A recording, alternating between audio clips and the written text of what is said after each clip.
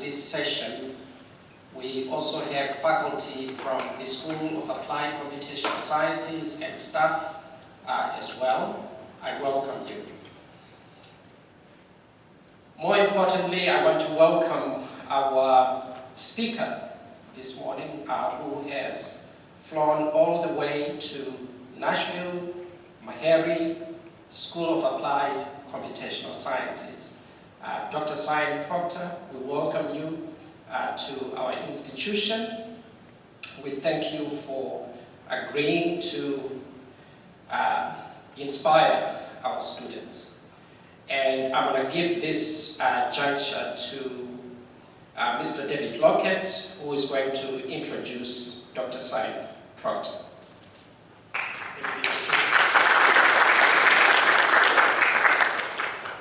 Well, please allow me to introduce Inspiration 4 SpaceX pilot, geoscientist and explorer, Dr. Simon Proctor.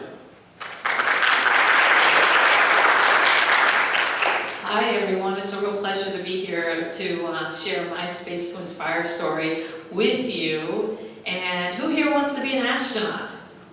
Who wants to go to space? We got a couple of people who want to go to space. Who here wanted to go be an astronaut when they were a kid? Some of us seasoned individuals. Well, you know, I was in that same situation, and last year my life changed radically, and this is how. The day of launch, I'm going to be thinking about how my entire life has led up to this Can you hear that? I was born on the island of Guam, and the reason why I was born there is that my dad worked for the NASA tracking station. And so I feel like space has always been a part of me.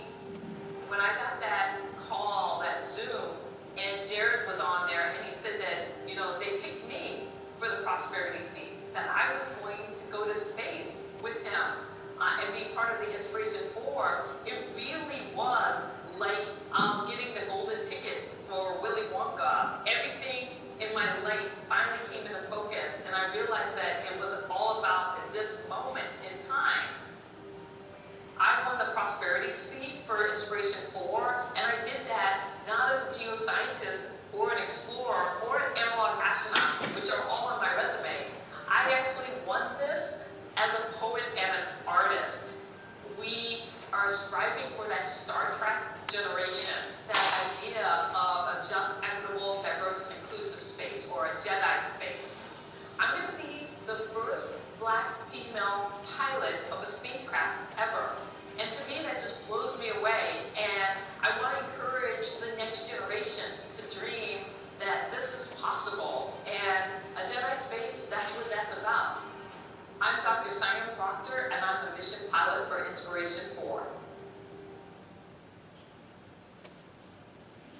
My dad would say, when I was a kid, to me and my siblings, that we stand on the shoulders of those who come before us.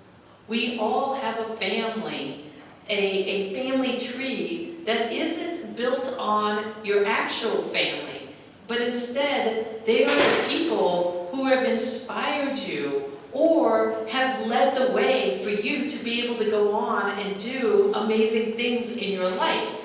And what, for me, that family tree begins 100 years ago with Bessie Coleman. How many of you know about Bessie Coleman? Yeah, Bessie Coleman was the first woman of, American woman of African descent to get her pilot's license. And she did this back in 1921. Now, what's interesting about Bessie Coleman's story is that she grew up in a time of segregation in the United States. And so she had to be determined, she had to have grit, she had to have perseverance, she had to leave the United States in order to pursue her dream of becoming a pilot. She had to learn French and get on a boat and go to France in order to pursue her dream back in 1921. And I think about the fact that, you know, she took on this amazing, courageous journey to follow her passion, what she wanted to do. And 100 years later, I became the first Black woman to pilot a spacecraft. And that gap between us and everything, all of the women and the people of color who have helped to advance to the point where I was able to become part of this history, part of this lineage. And so when I was a kid, I wanted to be a fighter pilot and an astronaut. And one of the reasons why is because I was born on the island of Guam. Now, my reason why I was on Guam was because my parents are up there in the upper left. My dad was working at the NASA tracking station during the Apollo missions. So from 1966 to 1970, I was on the island, well, I wasn't on the island of Guam, my parents were on the island of Guam. Now, what's interesting is that means that the Apollo 11 landing, we were on Guam. And so that happened in 1969, and 8.5 months later, I was born. So I like to consider myself a moon celebration baby. And so I came into the world, and even though my parents left Guam soon after I was born, I grew up with NASA memorabilia that my dad got. So soon after Neil Armstrong took those famous first steps on the moon, they did a tour of the world. They went to all the tracking stations around the world when they came back, and Guam was one of the places that they stopped at, and my dad got Neil Armstrong's autograph. And so I grew up seeing all of this cool memorabilia that my dad had collected back when, they were working for NASA. And I thought, wow, how great would it be to one day go and be an astronaut? So this is a picture of Dr. Mae Jemison, the first black female to become an astronaut. But what's interesting about this, when I was your age, there were no black female astronauts. Dr. Mae Jemison didn't go to space until I was in my 20s. And so when you think about role models and who you look up to, for me, somebody asked me this question earlier, who was my role model? And it was Nichelle Nichols from Star Trek. So I know that there's some other seasoned individuals in here who know Lieutenant Uhura from Star Trek and watching the original series. Well, that was one of the things that I was really inspired by. But like a lot of you who raised your hand and said, yeah, when I was a kid I wanted to be an astronaut, those childhood dreams often slip away and you go on to other things. So for me, the same thing happened. When I was 16 years old, about 15, I got glasses. And back then you couldn't be a military aviator, fighter pilot, if you didn't have 20/20 vision. And so I thought, okay, I'm never going to be a military aviator, so there's no way I'll ever be an astronaut. In my head, I associated those two things together. And so then I went off. And another thing happened. My dad, who had always been my biggest champion, when I was in high school, he got cancer and ended up passing away my freshman year. And so my biggest champion had kind of left. And I found myself going off to school and thinking, well, what do I want to do? And my dad, neither of my parents had college degrees. So neither of my parents had college degrees, but yet my dad worked for NASA and helped to put a human on the moon because he had determination, just like Bessie Coleman.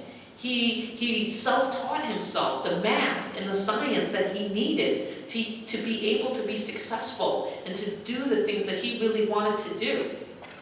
And so he wanted me and my siblings to get degrees because my dad saw education as the gatekeeper, the opening to opportunity. And so I went off and I became Dr. Proctor, and I became a geoscientist traveling around the world, and I became a college professor. And over the last 20 years, I've been teaching geoscience, sustainability, sustainable worlds at South Mountain Community College in Phoenix, Arizona. So I was off doing my thing and living my life. And then Inspiration 4 comes along. And so last year, is anybody a big fan of the Super Bowl? Who watched the Super Bowl, not this year, but the last year before? So this would have been last year. Watch the Super Bowl. Okay, those of you that raise your hand, how many of you remember the commercial for Inspiration 4? Does anybody remember seeing the commercial? David, you remember seeing the commercial for Inspiration 4. So during the Super Bowl of 2021, there was an announcement that they were going to select the first all-civilian mission to orbit. So they were going to, and there were 2 seats that you could win. So 2 civilians could win their seat to space. So all of you that raised your hand and said, I think I might want to be an astronaut, you could have applied last year to go to space. And so you think about that. Regular, ordinary people having the opportunity to go to space. If someone said, I'm going to give you a ticket to space, would you go? Yeah, you're like, yes, I would go. And so there were 2 ways that you could win your seat to space. One was you could donate to St. Jude Children's Research Hospital, and your name would be put in the running to go. And the second way that you could win your ticket to space is if you created a video expressing why they should take you, and then post that video on Twitter. And so I, of course, was like, oh, I can win my seat to space. So I did both. I donated to St. Jude Children's Research Hospital, but I also submitted a video. And when I submitted my video, I didn't just say, hi, I'm Dr. Simon Proctor, you should take me to go to space. I instead decided to do it as an artist and a poet, and I wrote an original poem. And I would like to share with you the poem that I wrote that won me my seat to space. So I created this video, and the students all have this book, and in it you will find my winning poem. It's called Space to Inspire. So this is the poem that got me my seat. You've got space, I've got space, we all have space to inspire. That's why we dream of going higher and higher. But what is space if you can't breathe? Let's stop sucking out the air of our humanity. We have a moment to seize the light, Earth from space, both day and night. We have J for justice, to ignite the bold. We have E for equity, to cut past the old. We have D for diversity, to end the fight. We have I for inclusion, to try to make it right. A Jedi space to rally behind. A universal force so big it binds. Inspiration to change the world. A new beginning for us to hold. It's not about you. It's not about me. It's about space to inspire for all of humanity. Science, technology, engineering, and math, sending us out on the explorer's path. But don't forget the arts, the heartbeat of time. Consider sending a poet who knows how to rhyme. So let us drop the mic and close the capsule door. But please make sure Dr. Proctor's on board. My space to inspire is what we need. Inspiration for all of humanity.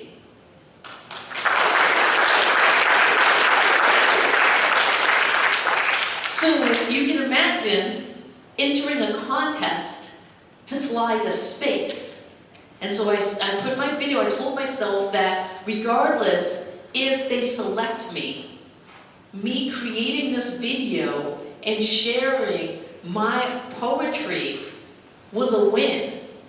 And I told myself that as long as I created this video and I put it out there, put myself out there, even if I didn't get selected, I already won by taking that chance, taking that opportunity and putting my name in there.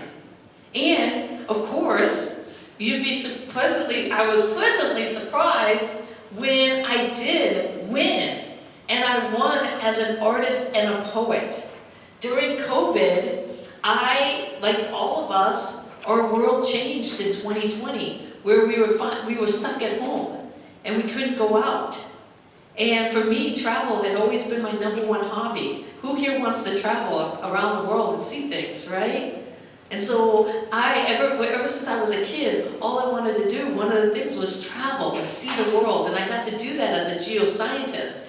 I'm a bit of a travelholic. I love to travel. So I did 50, I call it 50 by 50 by 50. 50 states, all 50 states, 50 countries by the time I turned 50. Well, I had all 50 states, and I was down to my last few countries when COVID hit, and I turned 50 March of 2020. So right when we went into COVID was when my 50th birthday happened.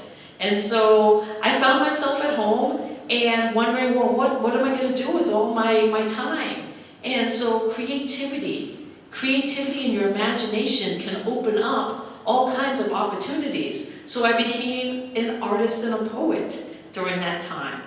And a lot of other people did. How many of you learned to bake during COVID? How many of you were cooking during COVID, right? And baking and trying all kinds of new things because you found yourself in a world that was different than what you were used to.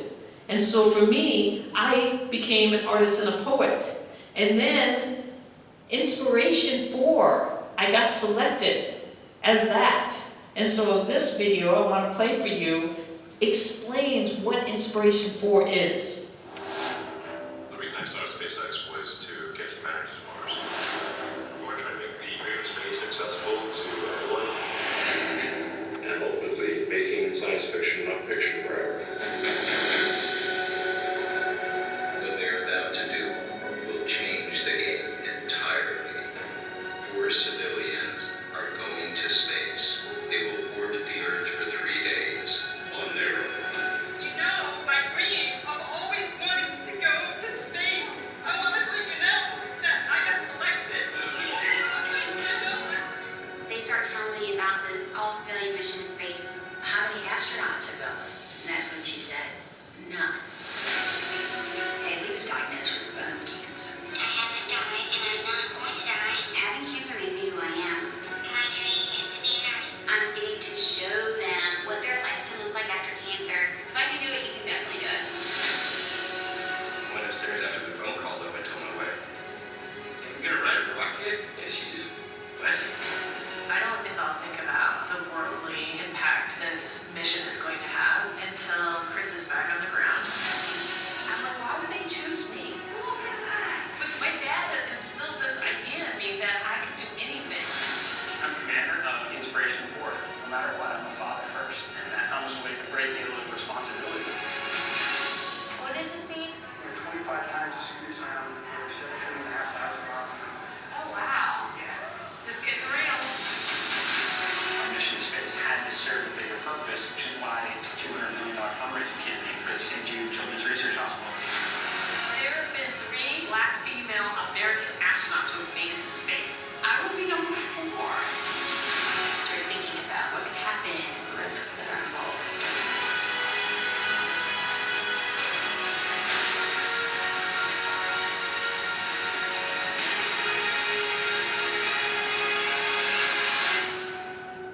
These people are you and me, and they will kick the doors open to space for the rest of us.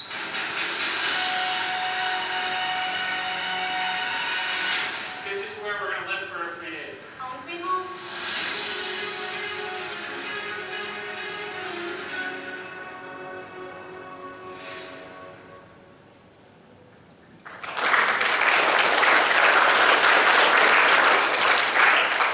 So in a blink of an eye, everything changed for me. I had that childhood dream of wanting to be a pilot and to go to space. And by winning the Inspiration 4 contest, I won my seat to space, but Jared also said, and I want you to be my mission pilot.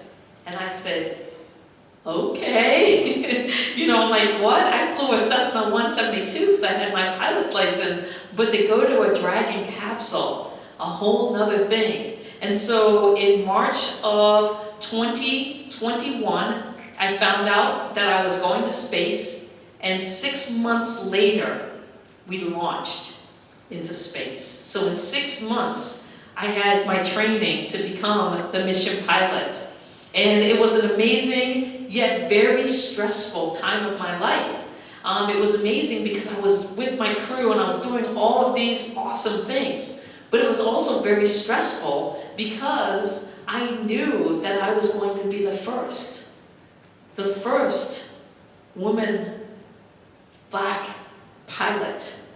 And if I was not successful in that, then all of the girls who were thinking about following in my footsteps, what would it mean for them? So to open up that door and do it well, and make sure that I was successful was really important to me. But not only that, it was during the time of COVID. Couldn't get hurt, couldn't get sick.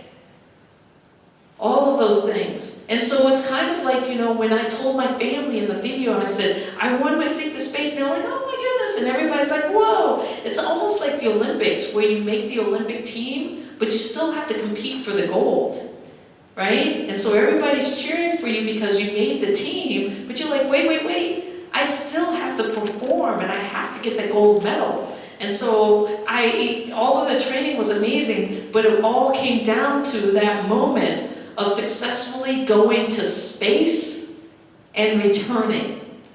And what was cool about it is, this is the Dragon capsule, this is the spacecraft design that I took to space, and you'll notice at the top, there's this bubble with a person in it.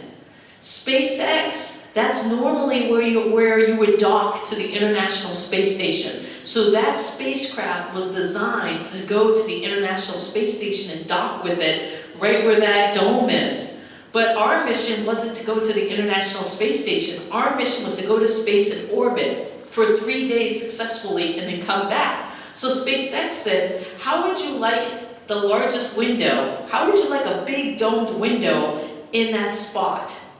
And so that you could look back on the Earth on. And we were like, yeah, we'll take that. And so we had this beautiful bubble window. And so when we got up to space, we were able to look back at our planet. And when people ask me, what was the most amazing thing when you went to space? What was the one thing that just stands out every time you think about that experience? This is that moment. It is when we open the forward hatch. Now the forward hatch is the hatch that separates us from the window. So when you get up in space, you have to open that in order to float up into the window to see our planet. Now what I want you to do is I want you to watch Haley. So I've got the video camera and I'm videotaping this, so you're not going to see me, but watch Haley. So Haley, we're going to start opening up the forward hatch, and then Haley is going to pull out this white ribbon. There's a ribbon that her job is to put the ribbon around the forward hatch to protect it. But watch her face when she finally looks up and sees our planet for the first time. Now what's interesting about this is I knew that this was going to be a historic moment. So I had my iPad and I had my iPhone. Yeah, we got to take iPads and iPhones to space. And I had my iPad and I queued up some very special music. You guys might be too young to appreciate this music, but I think everybody in the audience will appreciate the music. So this is shot in real time with the music. It has not been edited. And I will apologize, there is one word that my commander says. Oh my gosh.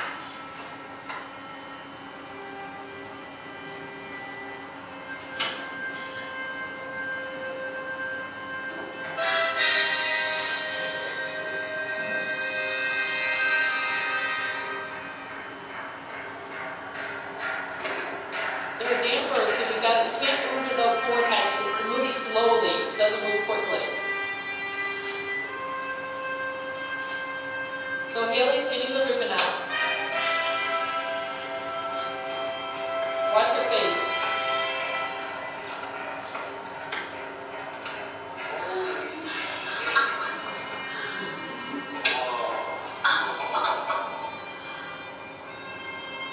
Oh my gosh.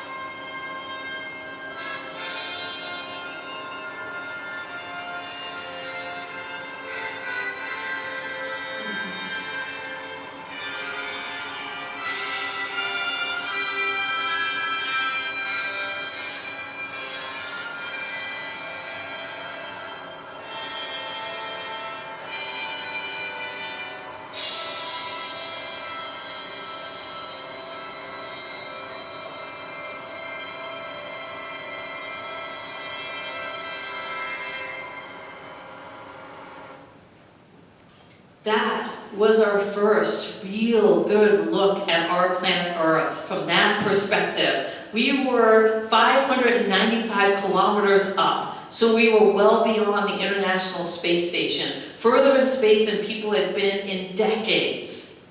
And from that view, we could see the entire Earth and how amazing our planet is. But the big thing for me was two things I got to accomplish when I got to go to space. One was both my parents had passed away, so they didn't get to see me achieve this childhood dream.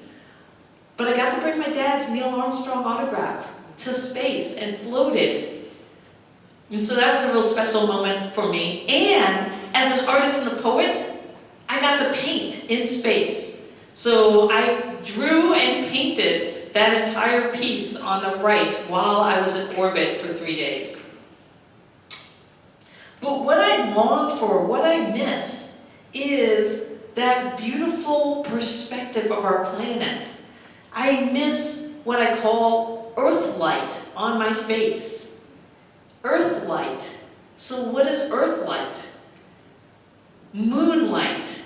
How many of you love moonlight? How many of you, when you go outside and you see a full moon rising to the east, think about the way moonlight makes you feel. Think about how moonlight illuminates our world at night and we can walk to moonlight. Think about all the myth and the lore and the love songs and the werewolves that have been written about moonlight. Well, earth light is 1,000 times more beautiful, more spectacular than moonlight. So you can see my face. My face is being illuminated by earth light. The light that is being reflected, the energy coming off of our beautiful planet. And that was a transformative experience for me, to be able to see our planet from that perspective and to be bathed in earth light. And so when I think about, the history of human spaceflight and how many people have access to space, you all are meeting an astronaut. Think about your chances of meeting an astronaut when only 600 people. Now if you take in suborbital, because this is orbital, if you take in suborbital, 600 people out of 8 billion have made it to space. 600.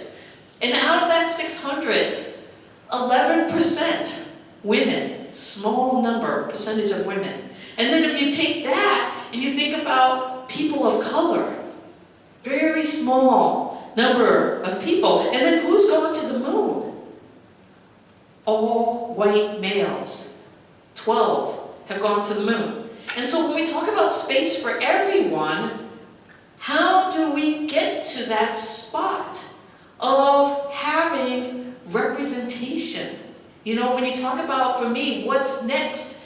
For me, it's about how do we create that Jedi space that I talk about in my poem, just, equitable, diverse, and inclusive, and why representation matters.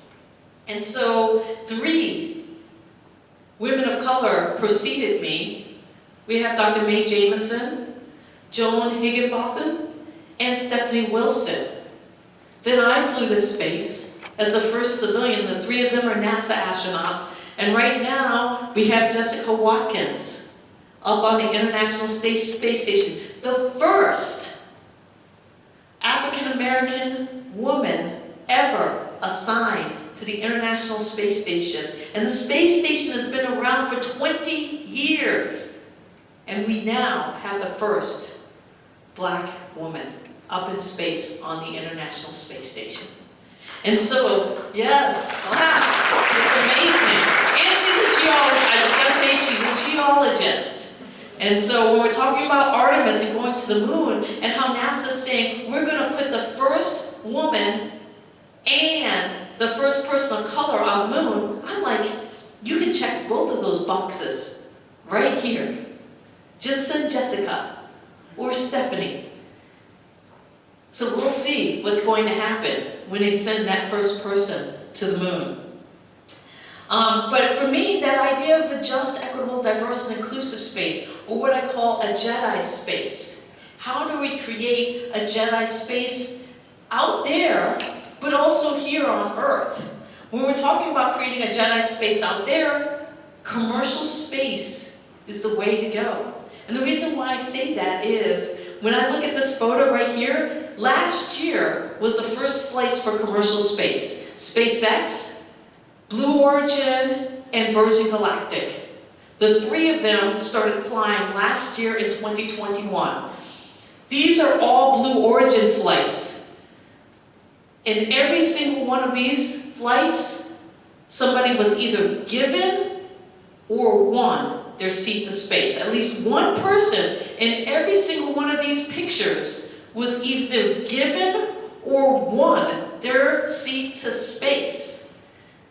You might see some familiar people. Captain Kirk is up there from Star Trek. Then we have, Good Morning America. Why am I blanking on his name? Strahan. Michael Strahan is in there. Wally Funk. So William Shatner became the oldest man to go to space. Wally Funk became the oldest female. Both of them given their seat. Just last week, Sarah Sabri, right here, will become next month the first Egyptian woman astronaut, because she just won her seat to space. Won her seat to space. Yes, only on the entire African continent. On the entire African continent, only one person has flown, and it was a male from South Africa, out of the entire continent. So she will be the second astronaut from that entire continent when she does a suborbital flight next month with Blue Origin. My commander, Jared Isaacman, is going to space again, and he's paid for 3 more people to fly with him for free to go to space. So this idea of space being for the best of the best, and this idea of space being only through NASA or JAXA or ESA, that's changing. Commercial space is enabling anybody to be able to go to space now, if they want to. And space is changing. We are going to be living, working, and playing in this environment. And if we don't create a Jedi space in the process, what would that mean for humanity? So it's so important that we strive to make this space just, equitable, diverse, and inclusive. And so how am I contributing to that? I'm contributing in interesting ways as a geoscientist, but also as an artist and a poet. You know, this is the second watercolor I ever created, and it ended up on the cover of New Space magazine, which was specifically for talking about Africa and African space. And how do we bring more people from Africa into this new space age? And I call this New Hope, that piece that I created, because it's this idea of the hope for the future of a Jedi space. And so when we talk about old space, the old way of doing it, which was NASA, it was competitive, it's exclusive. Now NASA, we still need NASA. You guys all have your NASA shirts on, and NASA's leading the way to Artemis, it's leading the way to the moon, and it's really important that we have that. But extremely hard, competitive to become an astronaut with NASA, and now we have this new space, this new way of doing it, which is the commercial side, which is inclusive and complementary. And what do I mean by that, inclusive and complementary? Haley Arsenault, my crew member that flew with me, childhood cancer survivor, prosthesis in her leg. At 10 years old, she was diagnosed with cancer in her leg, and they had to remove a part of her knee, her kneecap and her leg. She never thought that she would ever go to space. Never thought that. And then here she was last year, floating with me, doing all kinds of flips and turns as a result of that. And so this idea of being inclusive and complementary is now this thing that we don't have to compete. We can all rise together. And that's one of the things that Jedi Space is about, is how do we rise together in this new space. And so what I want you to think about, particularly you guys here, and what you're doing and what you're thinking about, and the young kids out there in the audience, is that you have space to inspire. If you noticed your book, I said space to inspire. When I talk about space to inspire, I'm not talking about outer space. You know what space I'm talking about? I'm talking about this space. The space you inhabit. There will only ever be one of you. And your space matters. How you use your space, the things you do with it. This space goes everywhere you go in the world. Everything that you think of, how you interact with it, this is your space to inspire. Your passions. And what you do with it matters. How you use your space to inspire those within your reach and beyond, it matters. And so as you go off and you do amazing things, I want you to think about your space to inspire and how do you make this space a just, equitable, diverse, and inclusive space in the process. Now what I want to leave you with is one last poem from my experience in space and that beautiful view of our planet Earth. I'm Dr. Sonia Proctor, and last year I spent 3 days in space and got to experience Earth light. I thought the moonlight was my guiding light until that day when my soul shimmered, eyes wide and dilated with realization. For there I was, being bathed in earth light, tasered by the pulsating earth glow. My weeping ego quivers, spellbound in awe at the cosmic chaos perched against the death, a clear beacon of hope and longing, etched by complex molecules and spiraling DNA, golden strands of energy cascading outward, encapsulating hopes and dreams, existence and affirmation. The baby's blanket ripped away. I howled at the sensation. Love struck in suspension. My mind struggles to comprehend. So much meta transcending time and space. Who will hear the cries of the generations? Afro-Gaia simmers under the weight of memories. I hold court among the stars, and I testify to the cosmos.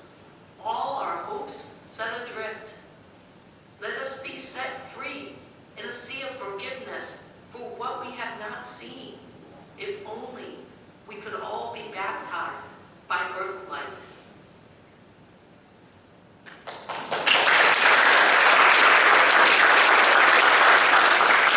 Thank you. Now I think we're going to take some questions. Anybody have a question? Here. How many stars you and your crew see? Oh, that's a great question. How many stars did we see? Now, I did see some around the periphery because we orbited the Earth every 90 minutes. Every 90 minutes because we were moving at 17,500 miles per hour. Orbital velocity. So that means if you're orbiting every 90 minutes, that means you go into a sunrise and sunset every 45 minutes. And so when you go into the sunset side, the planet is dark, but you can see the lights of our world and things like that. And in what's cool is you can also see lightning from space. But around, you can see stars appear. Now, we were inverted, so our capsule was pointing down to the Earth. And we all regret that we didn't take the time to reorient and look away at the deep night sky. And so that's one of the things. Now I have to go back to space so I can do that. But you can see stars and they're magnificent. And then there was one time where I was looking out the window and I was like, oh my goodness, there's Orion. And I could see Orion from space. But because you're in a different orientation, you're like, is that Orion? I think it's Orion. It looks like Orion. And your brain has to do some calculations because it's not what you normally see. You're slightly off and askew from it. Mm-hmm. So, what kind of training did y'all do? Because I saw a picture of you hiking on like a mountain or something. Yes. So we did a lot of training in that 6 months. We had centrifuge training where they spin you up so that you can feel G-forces. We had fighter jet training, which was awesome because I got to fly in a MiG-29. We had outdoor survival training as crew bonding, so we hiked Mount Rainier to the base camp. Let me tell you, now I consider myself a hiker as a geoscientist, but what I learned is that I'm not a mountaineer person. I'm from Phoenix, Arizona. I do not like cold weather, and it was 8.5 hours of steep and steeper marching in line, climbing up this mountain. Yeah. It was the hardest hike I've ever done in my life, so brutal. But we also did a zero-G flight where we got to feel weightlessness. We did a lot of simulations where we're in the Dragon capsule simulator at SpaceX, running again and again and again, just systems and making sure that me and Jared know all of the contingencies and emergencies and all the things that could happen, that could go wrong. I'm going to walk around with the mic. Okay, well, what did it feel like after coming back to Earth and having gravity after being in place with you? You know what, that is a great question, and I wonder, I don't know if I have this video, but let me see, because one, I had what I call my Phoenix Rising moment, which was when we actually splashed down. Why can't I see my entire thing here? Let me find this in desktop. And I want to show you this video really quickly because it's so, let me see, opening a good watch, chasing space. Oh, it's not on there. I thought that it was. I may not have it. But it's when I come out of the capsule. And it's just this, oh, here we go. So someone made this video, so let me just show it to you.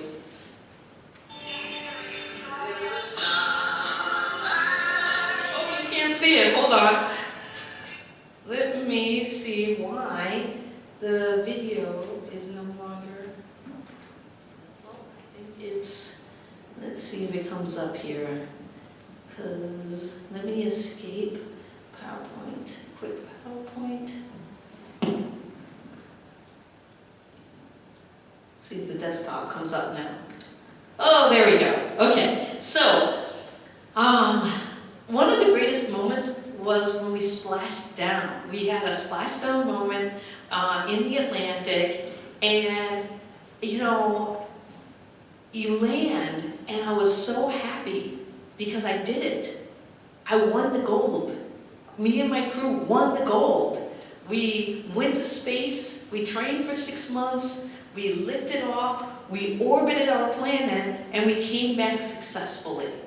And so it was this moment of being like, yeah, I did it. And you guys might know that when you have like a big test or something, and you really want to do well and get an A, and you're like, yes, I did it. Or when you apply to your colleges, and you get that acceptance letter that, you know, your top school has selected you, and you're like, yes, I did it. So they bring us back on, there's our Dragon capsule there, and you can see it was very white and beautiful, but coming back into the atmosphere, it gets all beat up like that. And I told myself, after we splashed down, I said, I'm coming off that capsule dancing. And I did.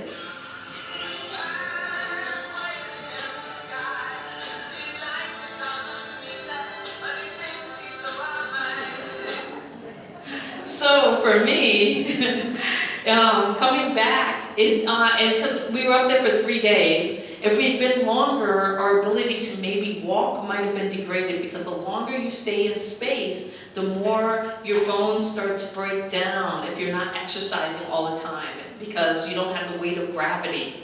And so your body immediately starts changing and adapting to this new space, this weightlessness. But luckily, when we came back, you know, I felt good enough that I could stand on my own and walk off that capsule and express how happy I was that we had successfully completed our mission. You got another question? Can like kids go? That's a great question. Not yet, but they're working on making it safe enough for kids. It's only a matter of time when the first kid will go to space. Last year, the youngest kid flew to space at 18, and that was on a Blue Origin flight. So right now, 18 is the youngest. But who knows, that might change just in time for you to be the first kid. Would you want to go? Yes. Yes, okay. Sign them up right there.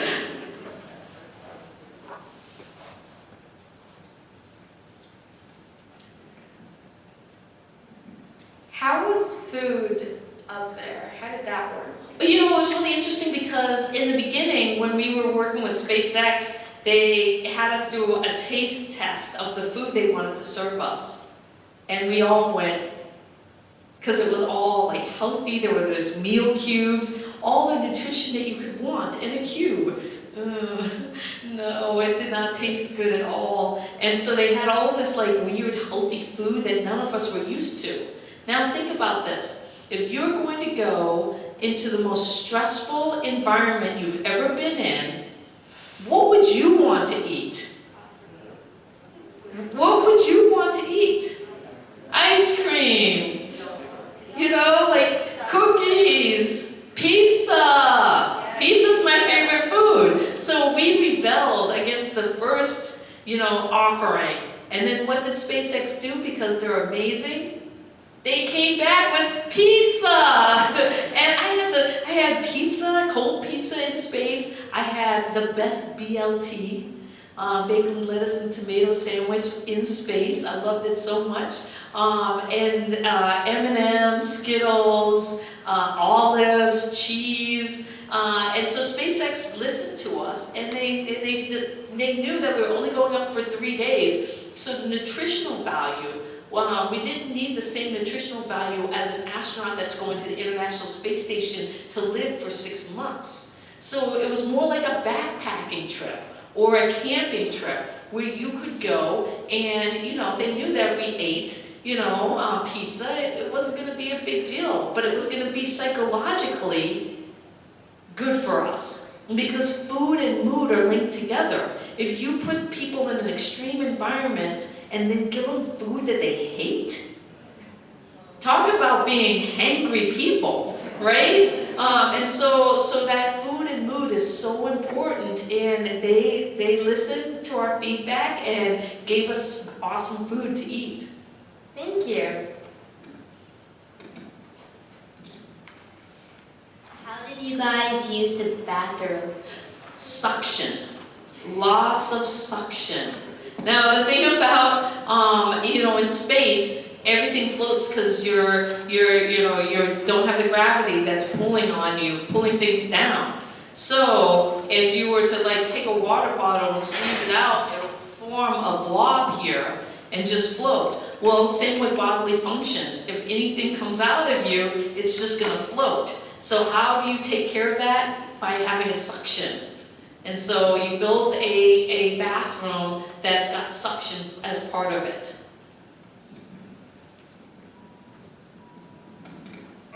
Could you describe what it was like coming back to Earth? Yes, it was awesome.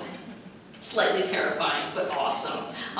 The reason why it's slightly terrifying is that you're going at orbital velocity. So when you launch a rocket, so there's 2 types of rockets that you see launched these days. Well, maybe 3 types actually. It depends on how high and how far you want to go. So suborbital is a 1-stage rocket. So if you guys watch Blue Origin fly to space, they take a 1-stage rocket and it boosts them up to about 100 kilometers, not 100 kilometers, 100 miles up, and you go up and then you pitch over and come back down.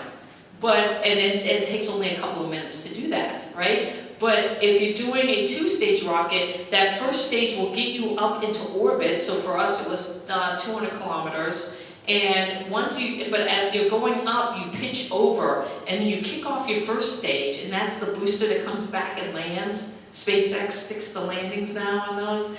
But then your second stage engine lights up. It's called an MVAC engine, and it's an MVAC because it's in the vacuum of space. And then that gets you your orbital velocity, gets you up to 17,500 miles per hour. So now you're falling around the Earth. And, but then what happens is now you're going at that speed, you gotta take all that energy out. And the way you take that energy out is that your spacecraft, the bottom half of it, is a heat shield. And so you orientate your spacecraft so that when it hits the atmosphere, it will dissipate all of that energy while going into the atmosphere. Now, the interesting thing about that is when you're taking the rocket up, there's a launch escape system. So if something goes wrong with the rocket, you can get kicked off the rocket and hopefully survive. But coming back in, your heat shield is either going to work or it's not going to work. So you don't know that when you hit that, now if everything's designed correctly, and the other thing for you future engineers, your center of gravity has to be perfect. Because if you displace like your water, if you put your water that you haven't drank in the wrong place, or you don't do the right inventory and pick and move things back and put it back where they go, you can throw your center of gravity off. And when you hit the atmosphere, if your center of gravity is off, you'll tumble. And as a result, you'll burn up. Or if your your heat shield isn't working, if there's a flaw in it or a crack or something, you'll burn up. And so you kind of sit there and you're like, okay, we're deorbiting, this is going to be exciting. Now, but you have, the people who are designing these systems have tested it again and again and again. So was I afraid? No, but I was excited. And you could see outside the window when you're going through the atmosphere, you can see your heat shield starts to ablate. And it creates these sparks outside the window as all the heat's coming off. And that's why it looked that color when we came back in. And so it was a really exciting moment. And then the Dragon capsule is designed to do these giant S-turns. And you can hear the thrusters going, and you just be doing these big S-turns as you're going into the atmosphere as it's honing in on where you're going to splash down. And that's all driven by programming, coding, and the flight computers. Amazing. How fast are we going through the atmosphere? Oh yeah, okay, so we get hours beforehand, we get ready to go back into the atmosphere, but that actual process, let me think, from the first G load to actually splashing down is really quick. In my head, I don't know the exact number, I can't remember how many minutes, but it's probably, 30 minutes maybe from when you're hitting the atmosphere, maybe 45 to the point where you're splashing down. Yeah, because you're moving quick, but that whole sequence of deorbiting takes hours. But then the actual hitting the atmosphere, getting through your blackout zone to splash down is maybe 20 minutes. Good question. I'll have to go back and review that. Okay. All right. So, what did no gravity feel like? No gravity is awesome. I wish we could all live in a world where we could float. And a lot of times people think, oh, is it like that roller coaster sensation where you're falling? It's not like that at all. Instead, it's like Peter Pan and Wendy, where you know how like Peter Pan just lifts off and floats? It's like that. So imagine that this was a room where gravity didn't exist and you could just push off and go to that corner or that corner of the room and just move, and you feel, like yourself. You fluid shift and you might be a little stuffy in the nose and the head from that adaptation of that, but you can go anywhere. And all you have to do is with just a little push of your finger, you can float from one end of the room to the other. Okay. What's your favorite part of space? My favorite part of space, I've got a couple of them. One was working with my crew. I went to space with amazing individuals. And so it was fun to be up in space with them, but also the crew and the team that helped support us. So when you go to space, you're working with people who are awesome. But then the second thing is seeing our beautiful planet, the entire planet from space, and being bathed in earth light and feeling Earth's beautiful glow on my face. That was very special. Do you want to go to space? Yeah, you're going to be able to go. We have one more. It's obvious you've lived an amazing life, and what has going to space change you personally? For you personally, what does that mean? Like, how did it change your life? Oh, wow. Going to space has changed my life dramatically. You know, my entire life I had been, to some extent, chasing space. You know, I remember when I was your age, and I kept thinking, how do you go off and do something amazing? How do you have an extraordinary life? And you do that through education and opportunities. Going and learning, being invested in lifelong learning and the pursuit of incredible opportunities and not being afraid to go for those opportunities. And when you try for those opportunities and you get a no, picking yourself up and trying again. Because there are going to be no's, and they're going to be devastating. But how you react to those no's and how you propel yourself forward matters. And so my life, I was completely chasing opportunities in space. And so there was this pre-space life. And then I got the ultimate. I got the golden ticket. You know, it was my Harry, you're a wizard moment. You know what? I'm going to space. And so I had this experience that transformed my life. And now there's post-space life. And post-space life is awesome because I get to go around the world and inspire people to think and dream big. I went to space at 51 years old. So I had 50 years of chasing, yeah, thank you. You know, this childhood dream of wanting to do this, coming to fruition.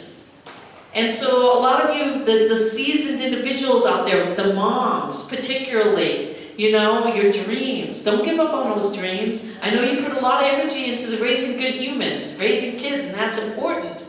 But now, you know, particularly when you kick them out of the nest, think about those dreams you have and don't give up on those. Because, you know, you can have your fabulous 50s and your stellar 60s and your sensational 70s. You know, and so keep on lifelong learning from cradle to grave and pushing yourself and taking advantage of opportunities and all that life has to offer. And post-space has given me more opportunities than I could ever imagine, and I'm so grateful for that. Thank you, everyone, for coming and sharing my Space Inspire story. Let's give her a hand round of applause. Thank you for joining us today. We're very appreciative of Dr. Proctor for sharing her Space to Inspire story. Thank you.